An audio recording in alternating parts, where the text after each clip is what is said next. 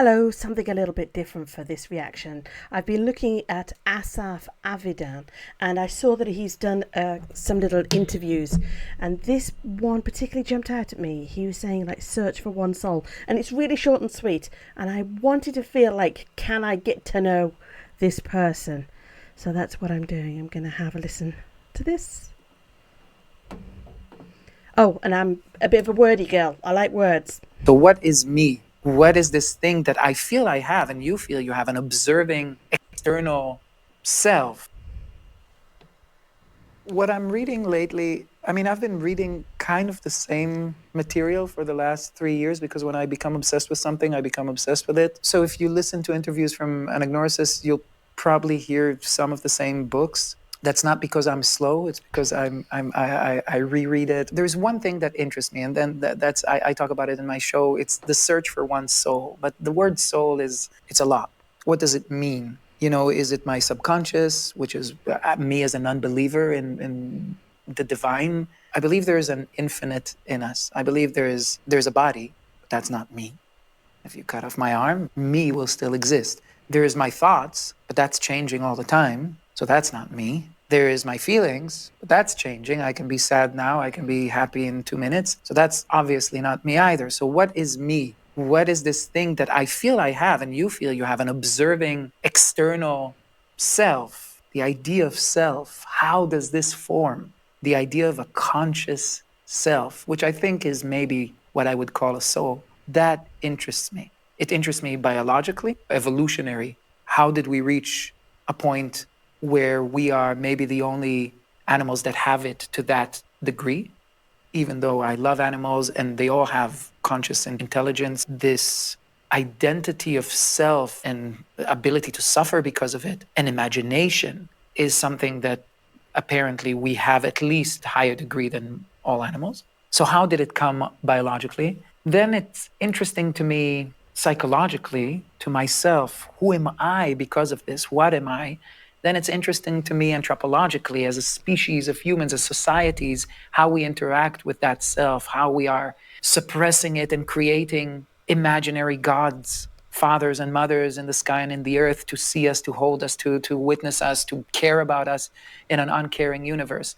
And I think that's the main thing that interests me. So I read a lot of Jung. I became obsessed with the Red Book, but now I'm onto the Black Books, which is the entire series of books that have been edited to become the Red Book in the end. I read a lot of Joseph Campbell, which is a comparative religion writer, very famous.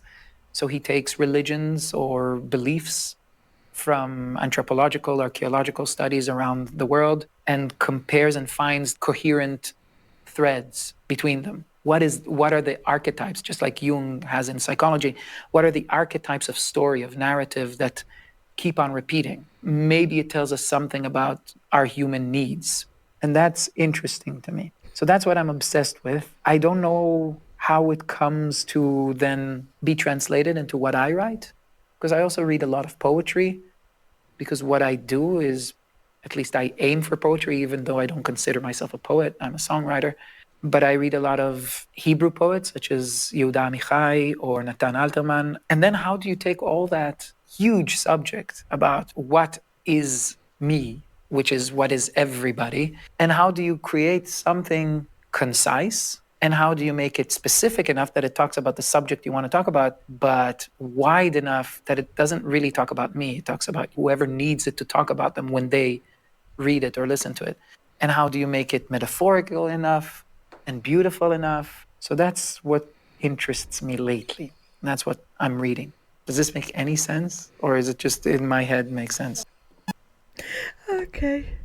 I love that he was saying, does this make any sense? I was doing a live the other day, and I think I was talking about self-doubt again. Let me just stop the sharing of that. I've heard tiny like seconds snippets of him speaking, so I knew that he was articulate, but I really like that he's interested in all these things, and he kept saying that's what really interests me at the moment. And it was almost like I don't know, that he was letting us see a part of himself that was kind of geeking out, and he was saying almost like, I don't think everybody's going to be interested, but I'm really interested in this. And then he'd go a little bit deeper on it and say the books he was reading. Then I'm really interested in this. And then he'd go slightly in a different direction, slightly in a different direction. The reason this jumped out at me is I saw a quote. I've written it out because I loved it so much. It was somebody on Instagram called Only Ocean Art. And she wrote, "I make art to show my soul that I am still listening. I make art to show my soul that I am still listening." And I was wondering what this pull was within me to that desire to create. And because she'd used the word soul, and the word soul isn't something that I typically do in my cartoons or things that I write. I don't, when I'm thinking about myself, I think about parts of me, and so it tends to be from that internal family systems where I say, oh, part of me feels this and part of me feels that. So I don't really think of it as one thing as a soul. So I was really interested when I saw that he was using the word soul, and because it was a nice synchronicity, I thought, well, no, I'll stop and watch that. What do I think about him? There was a few points in there, and I thought, I don't really understand his line of thinking. I'd have stopped it and asked him another question. But I'm really interested that he's sharing what interests him. And it was also for me when he was saying about him reading a lot of poetry. Now, I do struggle with poetry. If for me it's a leap too far, and some of the things that I've been writing lately, and I was playing with AI, and it came back more on the poetry side of things. And I thought, no, I want it more direct. I want it simpler and more direct rather than the poetry or typically as I would think of the words of a song. And then somebody mentioned in a call on Sunday, maybe learning about haiku. And I didn't know anything about that because they said that would be useful for storytelling. And yes, I've read and watched films about Joseph Campbell and the hero's journey. And there's also that the hero tends to be a masculine archetype. And I've also been watching about the feminine archetype, but I can't remember the names of the books. So I'll have to do that in another day.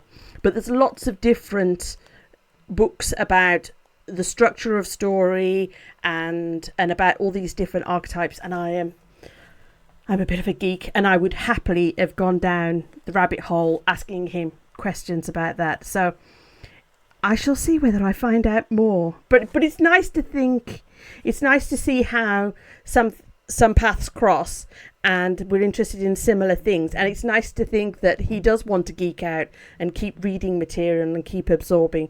And then he goes off in a slightly other direction, as I say, with the poetry. So there's stuff there for me to learn and to find out more about. So, a different kind of reaction. Very yummy. Bye.